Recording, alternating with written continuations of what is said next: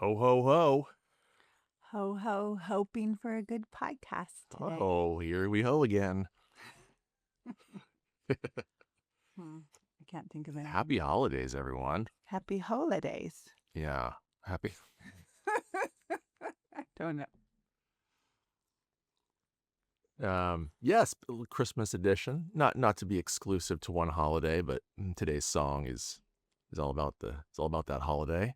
Cheers. Cheers to that. Coffee. Special morning edition of But I Won't Do That. Yes. Coffee and pajamas. Avert your eyes from the Christmas tree behind you. Yeah, please don't. Oh no, it's behind me. The viewer at home, it's not behind you. Yeah. That'd be like some weird like Black Mirror stuff if like you're watching a podcast and somebody's behind you. Our tree needs some help. The thing is, we just weren't so in the spirit. I didn't want to get all the box out and all the stuff, but now we're feeling a little bad about it. So we were going to go dig through for some ornaments because the poor tree, he's sad. I feel like I haven't heard that much Christmas music this year yet. I know, except our Whole Foods has had it since like even before Thanksgiving. November 15th. But I feel like this time of year, like we haven't been playing Christmas music. I know, why not, babe? Well, because we didn't get a proper tree and decorate it. That's very cheery. That's what kicks it off. We should start from now on. I feel like by this time, it's December 13th. We're recording this. I feel like by this point, I'm already just uber saturated with Christmas music. And I feel like this year, I don't know, are stores not playing? Am I not going into stores that are playing it? I mean, do you go into stores? I mean, not really, but but even last night we went into CVS late at night to get our hats, to get our because we could have got them on headgear. DoorDash for $27. We could have DoorDashed these hats. I know. I mean, America is we're scraping the bottom of the barrel now. I think it's convenient. But I don't even recall there being Christmas music on in CVS. No, I don't remember. See, that's what I mean. It's like I feel like by now I'd be but like, also, oh God, again. Like, it's like there's like CVS is where you'd hear the latest awful rendition, the pop star singing. But that's what I was going to say. Like, I feel like everyone's trying to do their own Christmas standard and hit that Mariah Carey number one ever of all time Christmas song. I do love that song. And so I think that maybe we're hearing all these really weird, unfamiliar Christmas music songs that the pop stars are singing to try to hit. But we really want the standards. I do feel like George Michael kind of did it, even though his lyrics... You mean Last Christmas? Yeah. Last Christmas, yeah. I love that song. It's like, pop Christmas songs. That one's up there. Of course, Mariah Carey's the standard. Yeah, but like really, who hits like that you hear year after year? I mean, I feel like there are some covers that you sort of hear a lot. Covers are fun. Better, like covers of standards, but new ones. Yeah. But I think that's what's happening. Why you're not recognizing, because everyone's really trying. It's a guaranteed once a year play, right? So their labels are probably like, you need to come up with an original. Know. I mean, obviously, I don't know. Just making this up. What explains it? What's your favorite Christmas song? I like Last Christmas. Last Christmas? Wow. Okay. No, that's your favorite Christmas song? I don't know, like White Christmas or something like that. Yeah. Dreaming of a White Christmas, because I remember when I was little, I would always think, I wish it would snow here. Yeah, that is interesting. The portrayal of Christmas in media. I was about like as I got older, realizing like, it doesn't. I grew up in Maine, and so White Christmas. I mean, it was a White Christmas. It was a White Christmas. It truly was. But realizing, there's not like this is not true everywhere in the country that you're gonna have snow on Christmas. If I didn't. One year, I had a bunny, and I remember there was residual snow on the top of my bunny's cage. And I think it snowed for like 5 minutes. Wow. Wait, in Mission Viejo? Yeah. We can look it up, I bet. Yeah, I believe you. I mean, I could see that. I don't, has it ever snowed? But I don't know if it was December. I just remember one Oh, year yeah, we may have had. been. I don't think it was a white Christmas situation. You know what? My least favorite Christmas songs, like of the ones you'd hear on heavy rotation. Yes. Okay, the ones that I really they get under my skin. Yes. That Hawaiian one. Hale Malikin. Oh, yeah. The thing. I really can't stand that I song. wonder why. And then the other one that I can't stand is the Beach Boys. They're like Run Run Rudolph song. Oh. Merry Christmas, man. 1982. I really don't like those songs. 1982 what? It snowed in Mission Viejo. Oh. Does that jive with your memory? 1982. Yeah, I mean, sounds about right because I was, 1982. It younger. snowed in Mission Viejo. That's incredible. Yeah. What day was it? January 21st. January 21st. That's a great day for like a winter storm, for a nor'easter. But here in Orange County, that's incredible. People must have been going nuts. It was crazy. It was totally crazy. Yeah. I mean, and the last time it did, it said before that was 1949. Oh, yeah. So it's like an every 50 years kind of thing or something. Correct. It's precisely the kind of event that lets people say things like, global warming. Yeah, right. Yeah. All right. So I mentioned my two least favorite Christmas songs, but actually today's episode is about the worst fucking Christmas song ever to be. I think it's up there. It's up there. Let's start with this. I'm going to start with this, a critic, as we get into the show. A critic wrote, on November 25th, 1984. Oh, 2 years after the snow incident. 2 years after the snow incident in Mission Viejo. A number of the top music stars of the day gathered in a recording studio in West London to record an atrocity. Oh, God, this guy's brutal. And I'm not talking, we built this city, Wang Chung City tonight kind of shit. The lyrics were problematic, with a bunch of wealthy artists explaining poverty and starvation to Ethiopians. Talk about white Christmas. Ooh. All right. Yikes. Today we're talking about the charity song, Do They Know It's Christmas? Yeah. We just got done watching. We watched the video, which is really more like a montage. A documentary montage. And then we watched a bit of a documentary that, interestingly enough, came out last year. Anything for content, babe. Yeah. It was interesting, though, to see in the documentary the different artists arriving at the studio. You were commenting how much you enjoyed the sort of the fashion and just kind of their presence. Well, I just like seeing, okay, so it's so raw, that documentary. I would encourage anyone to watch it just to see, like, before the days of like the overproduced, it's like clearly people didn't even know they were going to be on camera.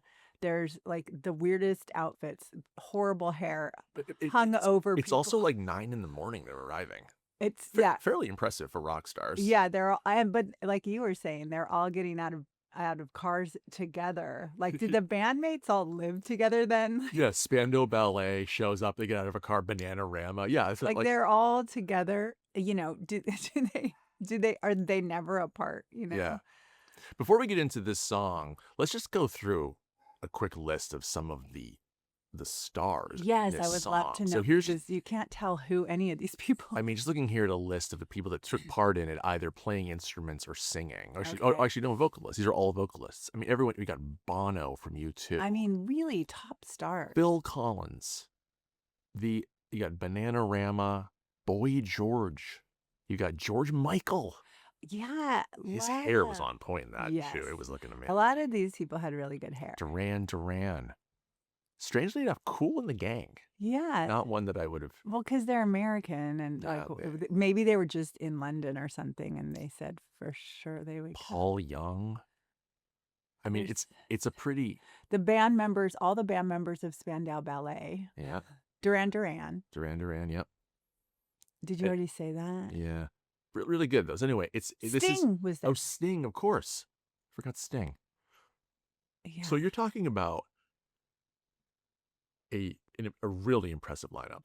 Look, it says spoken messages on B-side, David Bowie. Yeah, they did something with like where artists like Paul McCartney, they Yeah. couldn't be there, so they ended up doing this thing like, yeah, the B-side to the single was like them talking about why this project was so impressive. Well, because remember on that Or, documentary just released, mm-hmm. Bob Geldof was talking to uh, Frankie Goes to Hollywood, Yeah, and like they weren't showing up, right, and right. it's like he was trying to He's get them trying to get there. them there. But anyway, it's just interesting. Okay, really quickly as we kind of wrap up the introduction here. Yes. Today we're talking about Do They Know It's Christmas? It was a charity song written in 1984 by Bob Geldof and Midge Uri. Bob Geldof of We Are the World fame. Uh-huh. As we'll get into, this project was sort of proof of concept of this sort of idea that you could, for one day only, gather a bunch of stars together and sing a song for a good cause. It preceded We Are the World. I was so surprised. Yeah, this was proof to Geldof he could do it. He then goes later and teams up with Lionel Richie to do We Are the World. It was recorded by, he called this group Band-Aid, a super group assembled by Geldof consisting of popular British and Irish musicians in a single day at the Sam West Studios in Notting Hill, London in November 1984. Do They Know It's Christmas was released in the UK in that December. It entered the singles chart at #1, where it remained for 5 weeks. Becoming Christmas #1. Yeah, like it's a tradition in England. It sold 1 million copies in the first week. Yeah, making it the fastest selling single in UK history until Elton John's Princess Di, Candle in the Wind. Wow. It was a huge song. Yeah. It was a huge song. So today on the podcast, we're talking about Do They Know It's Christmas, which, if you base it solely on what I just read, sounds like a pretty good song until you get to the lyrics. We'll be right back. All right, we're back. Mid-sip, we're back. Yes. This song, I guess maybe I start with this question. If you're raising money for a good cause, does it matter what you do? I mean, I don't know if it creates a whole sort of misconception. Does it do in the long run more harm than good? Or like, because at the time, I remember thinking, how this is so great. Yeah. Like, this is so nice. Yeah. It's like We Are the World. So you get this idea. Yeah. But I mean, really, but does it, if you're raising money, and this song raised a lot of money, Geldof hoped that it would raise $1 million or a million British pounds. And I think it raised like 8 million. Like, it raised a ton of money. And did the right people get the money? I mean, he seems really, engaged and like really down for this. Yeah. I mean, like, if I were to say, like, what if stars got together to shoot like a porn, but they raised money for a good cause? I mean, is there any, if you're raising money for a good cause, is anything off limits? Well, I mean, shooting people and shooting guys maybe not for money. Someone, yeah. But like, I don't know. It's like, ethically, you think what? Because like, it's sort of innocent wrongdoing, right? Mm-hmm. Because I don't think I think he thought he was writing these lyrics that were meaningful. I think he thought he just didn't know maybe the big picture. So it was all like, I do like, there is this, a Bible saying, ignorance is no excuse for the law. Like, meaning if you get caught doing something that you didn't know it was wrong, you can still be liable and held accountable, Yeah. And so I guess that would say, but I don't know. It's all innocent and for the right reasons. There was no ill intent on his side. So I would say, like, Do They Know It's Christmas was inspired by a series of reports on BBC in 1984, which drew attention to the famine in Ethiopia. Mm-hmm. So this all comes from what at the time was one of the largest famines recorded in human history. I remember all this. It was in the news all the time. And famine in Ethiopia from 83 to 85. that comedian, Sam Kinison, poked fun at it. I don't know if you remember him, the sort of yelling comedian, but he would say like, hey, you know, I'm watching this. There's the filming of these kids starving. He's like, come on, doesn't the film crew have a sandwich? You know, he's like, right. Like, who's filming it? Is like, you know, I don't know. It's just like they're. Well, the film crew, just the film crew phenomenon is an interesting one, right? Because there's like if someone's filming when someone's out there doing some outdoor adventure endurance show and like, oh, look at what I'm going through to survive. And it's like, but someone's filming you. What's that doing? Yeah, he's got to survive too. But is he eating like Hormel chili? What is he eating? Yeah. What is he doing? Well, he's got to keep his strength up to hold the camera. Yeah. So this famine was a massive disaster, tragedy. It was in the news.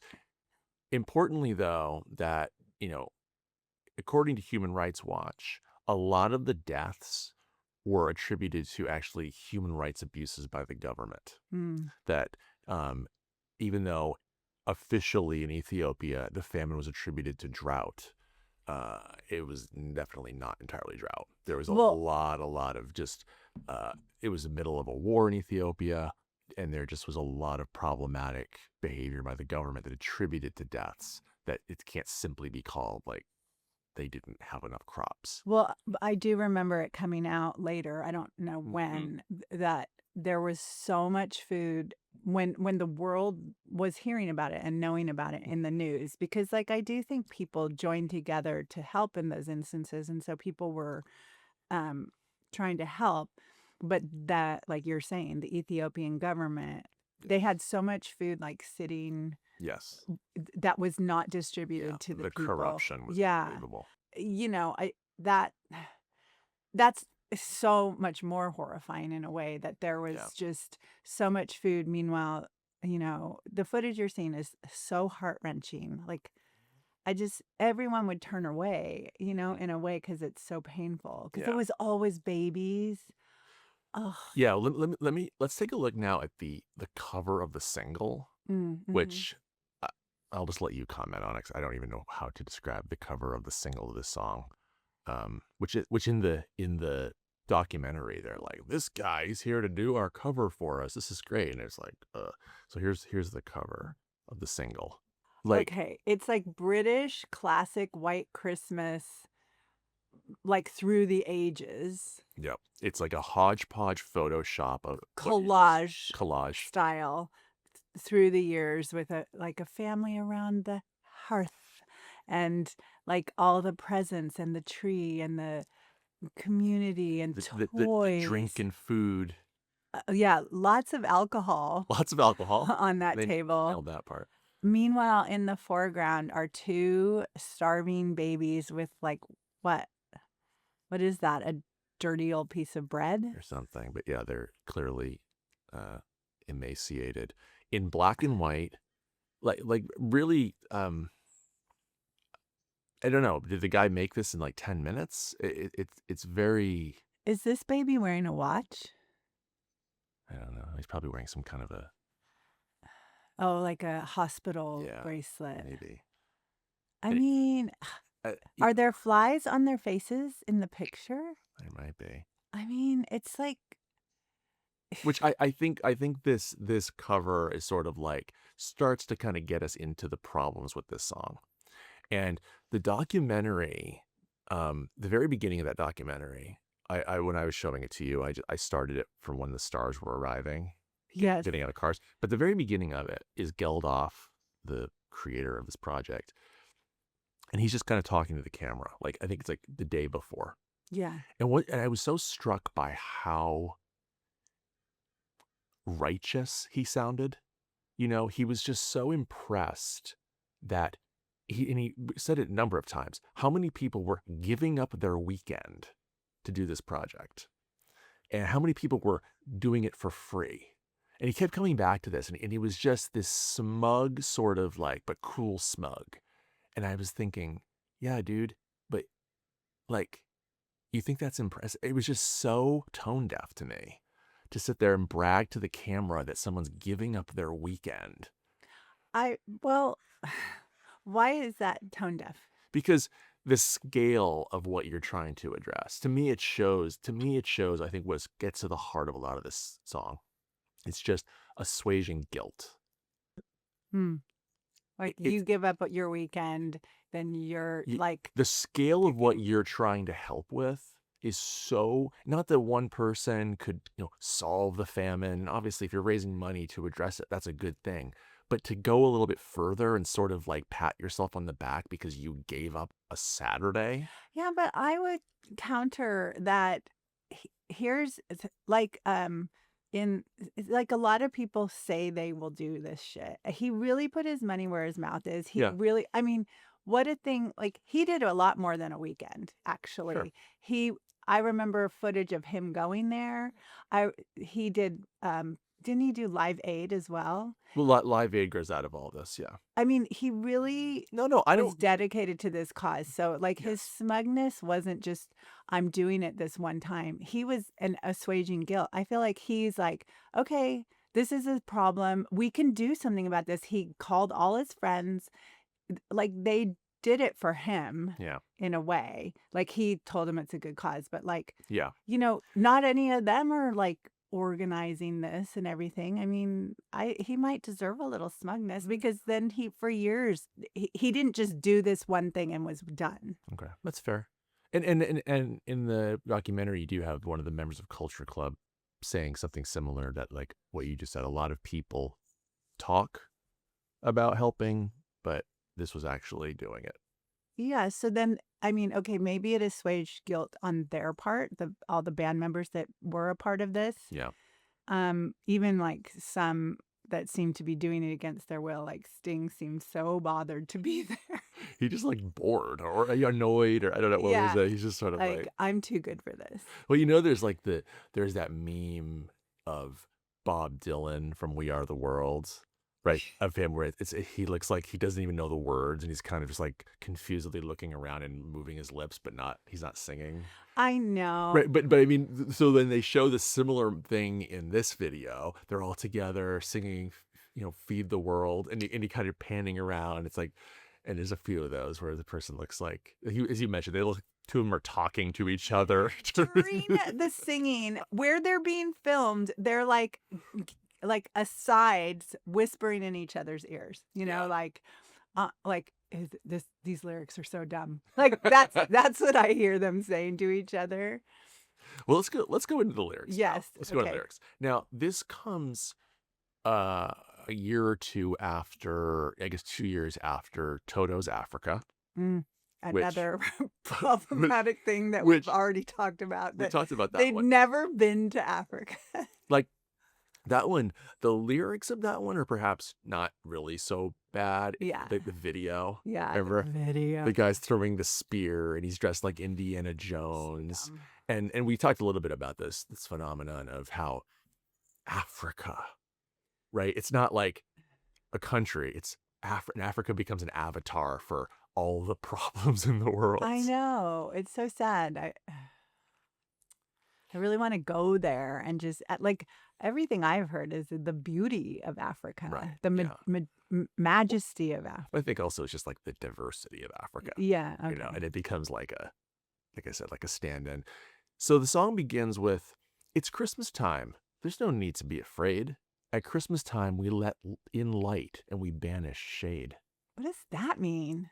Well, they're the light. These artists are the light, maybe, or they're letting in the goodwill. Okay. And in our world of plenty, we can spread a smile of joy. Throw your arms around the world at Christmas time. Okay. A little call to action to the audience. Yes. But say a prayer. Pray for the other ones. Oh, othering. At Christmas time, it's hard. But when you're having fun, there's a world outside your window, and it's a world of dread and fear. Right? This is very like outside our safe little Also down the Western street. world, also down the street. Like there's a world of dread and fear, everywhere. On ocean, Yeah. there's there's there's a lot of it's right outside your window. Where the only water flowing is the bitter sting of tears. Sting, he put Sting's name in. And Sting actually sang that line. Oh my God. Yeah, it was so in the video as like the little like ham-handed, but and only water flowing, right? There's a drought. It then led into this idea that the drought. Okay, drought. And the Christmas bells that ring there are the clanging chimes of doom. This is some really bad writing. Dong. And then we get to what I think is probably maybe the worst line in the song, delivered by Bono. And Bono said he did not want to sing this line. And Geldof had to convince him to sing it because he felt like it was this really urgent line that Bono, he had the voice that could bring the urgency. And he does. He's amazing. And the line is, well, tonight, thank God it's them instead of you. I can hear him singing it in my head. Yeah. It's so like, yeah. And tonight, thank God it's them instead of you. But what the fuck is that line? Oh, it's pretty cold-blooded. Yeah. But, it makes you think, like, I'm so cozy and safe, Yeah. Thank God I'm not there in Africa starving. I guess, yeah. Now, I think that's the worst line. Another critic would beg to differ because another critic I read wrote, 2 years after Toto's Africa, Band-Aid manages to deliver the clumsiest, most ill-informed stanza perhaps ever written about the continent. Okay. And there won't be snow in Africa this Christmas time. The greatest gift they'll get this year is life, where nothing ever grows, no rain or river flows.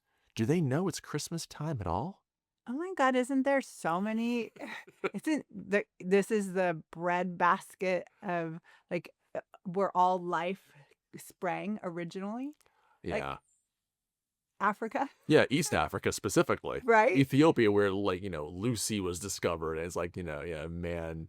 Yeah. But the greatest gift is life. Well, I guess he didn't know that. I mean, and also the rivers, everything, maybe just right now they're in a drought, but hello. Yeah. Ever?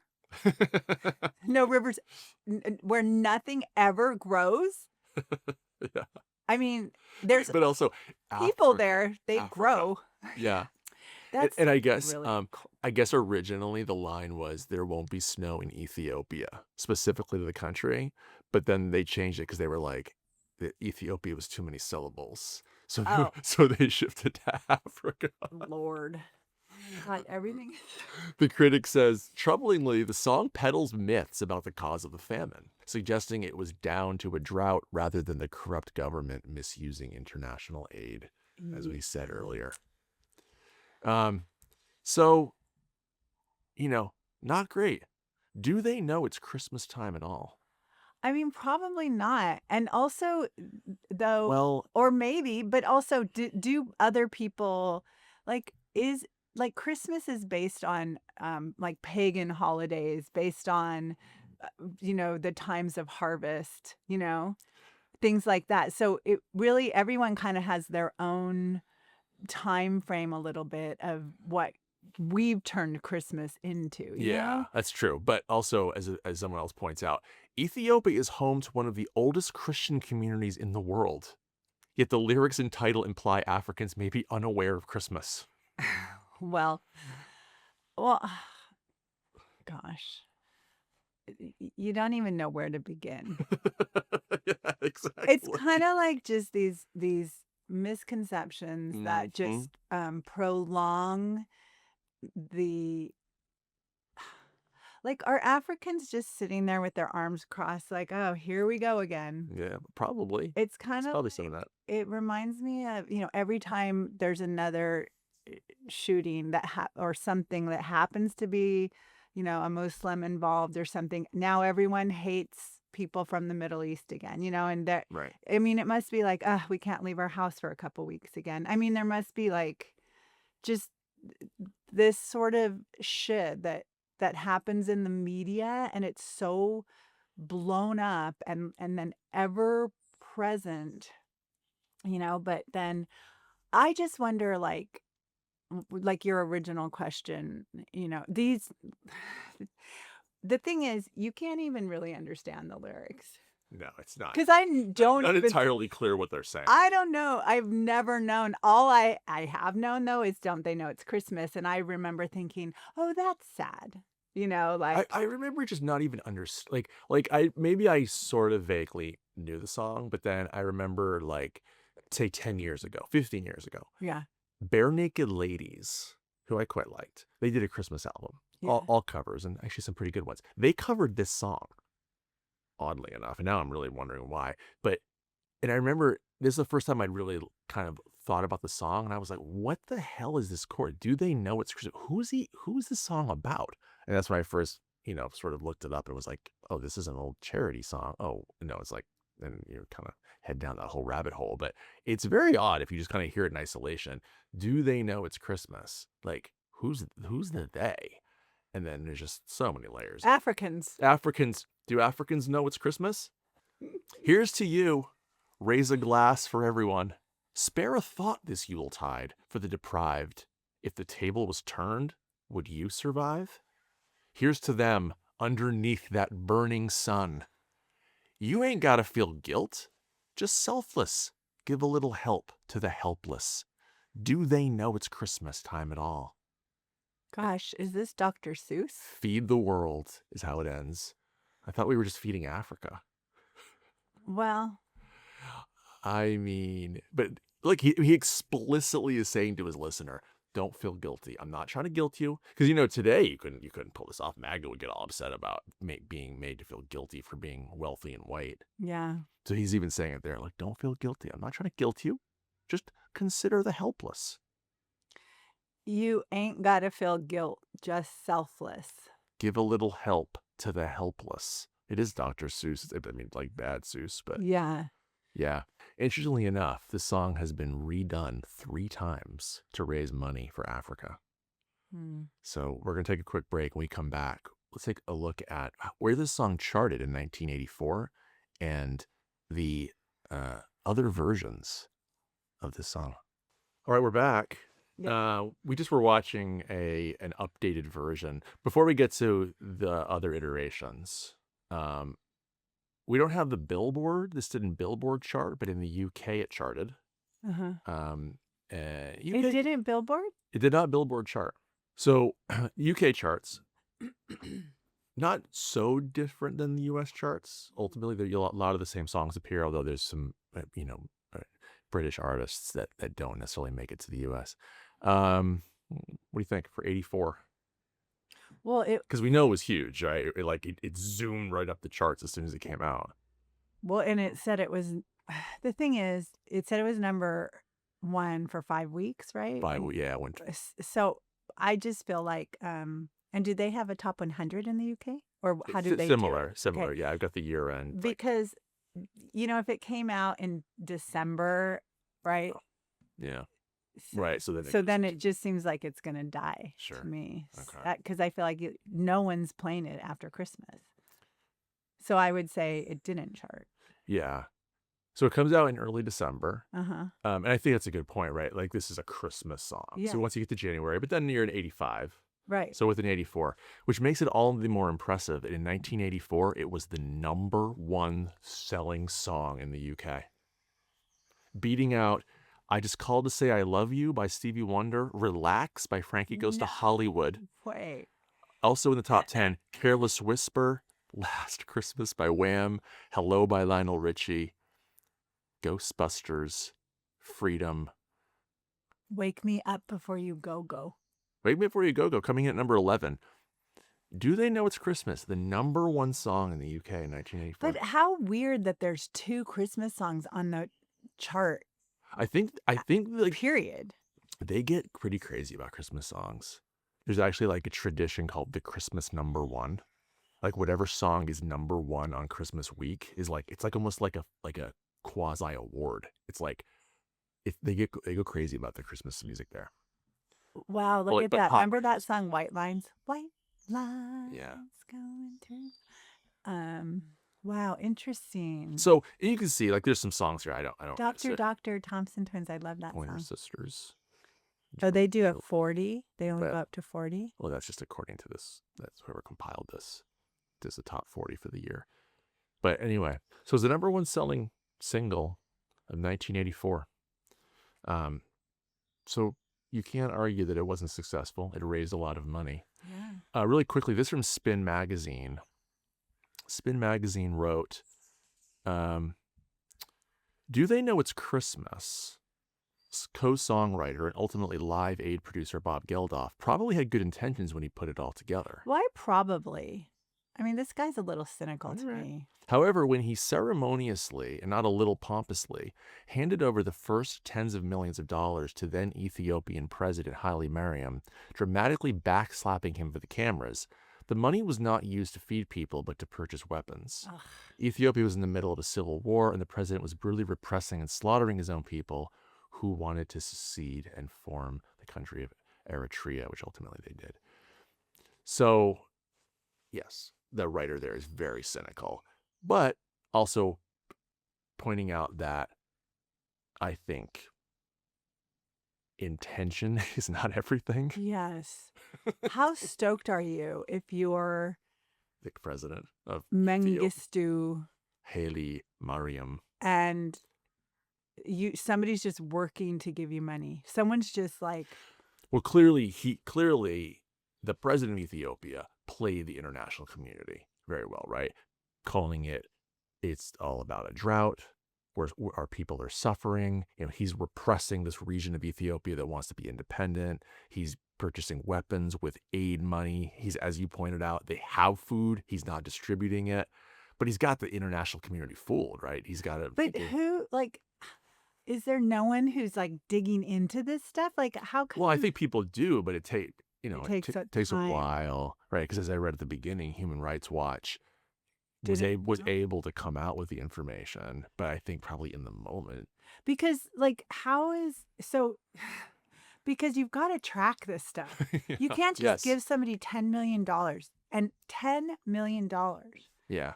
And then expect, like, how about like, hey, you know what? I'll just get the food. Yeah. Let me bring it over. Yeah. God. Which is probably the biggest criticism of just international aid in general. Mm. Trump went ahead and just slashed U.S. aid, let's just stop all aid, which has had some really devastating effects on parts of the world, particularly the money that we were giving for HIV and AIDS medicine. But that essentially was his argument, and conservative arguments is we're just giving away money. It's being misused by dictators and by people with agendas, right? Their solution is just don't give any money rather than do it more, do it smartly. But this would be like a poster child for how not to use international aid. Yeah. How long did it take to find out all this? I don't know. I'm not sure. I don't imagine very long. I can't imagine that he's resupplying his military with this money that I don't know. Now, this song has been re-recorded a few times. Geldof actually assembled other artists in the modern day, in the 2000s, for other crises in Africa. Most notably Ebola. The Ebola scare in early 2010s, which, remember, that was quite alarming. That, yeah. And there was fear that it was gonna spread. So we were watching the video for the 2014 edition. Also, just absolute stars in this. Yeah, You got One Direction, Ed Sheeran, Bono's back. Yeah, Bono. Sinead O'Connor. What's her name? Meghan Trainor. Chris Martin of Coldplay. Yeah. Seal. Yeah. Like a really impressive assortment. Much more produced. Yeah, it looks really good. It looks flashier than the 1984. Yeah, everyone's hair is done. Yeah, exactly. They clearly weren't doing it at 8 a.m. Yeah. Lyrics were changed, though, interestingly. Which is good. Notably, the cringy Bono line about "be thankful it's them and not you," which Bono sings again, but it's changed to Tonight we're reaching out and touching you. Okay. Okay. And there's some other things in here too. Instead of do they know it's Christmas, it's how can they know it's Christmas?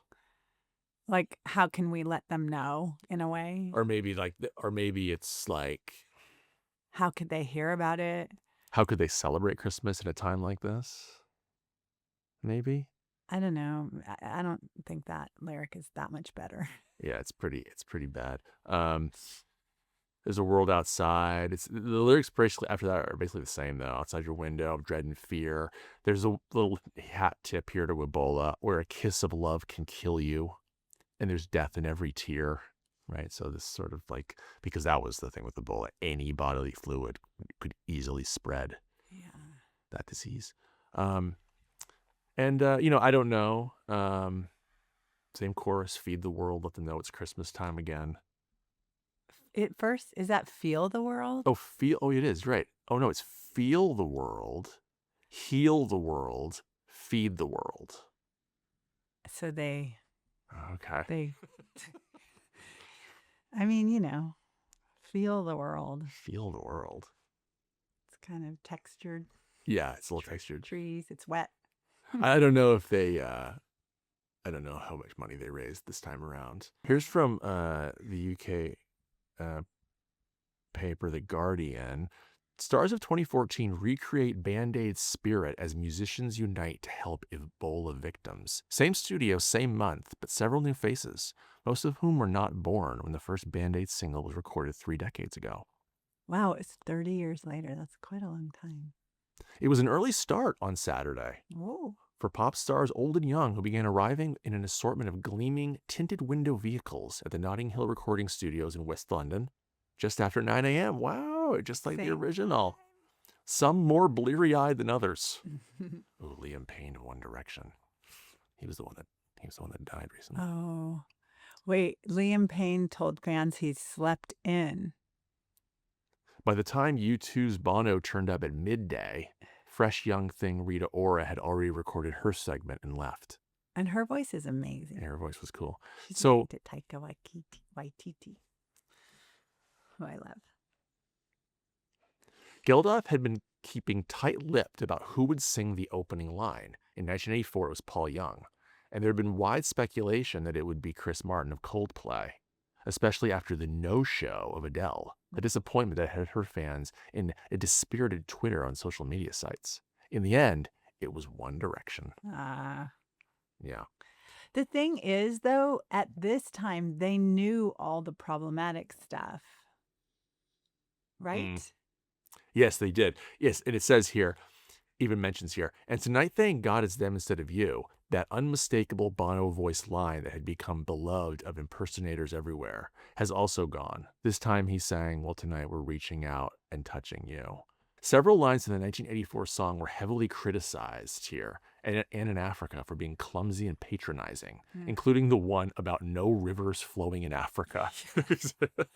What? Isn't there a huge river? Well, Nile. The Congo, Nile. the Niger. The Congo. Yeah. I mean, I think in terms of water, maybe it's the Amazon, but the Congo River, in terms of actual volume of water, I think is like one of the top couple rivers in the world. I mean, it's just, but again, it's like the Toto thing. It's like you're just singing about an abstraction in your mind, about a tragedy in this case, without any like not even a cursory research into what you're singing about. But I mean, everyone has to know there's the Congo. It's the Nile?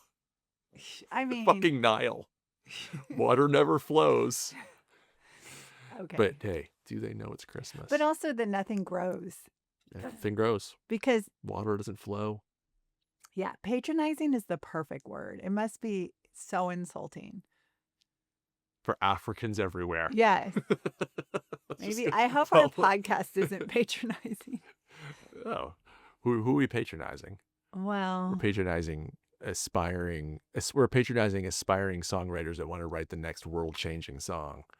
Don't write it about a continent. Well, yeah, writ large. Choose a specific thing that you know something about. Yeah, please. Just do a little research, please, everybody. Do you know it's Christmas, listener?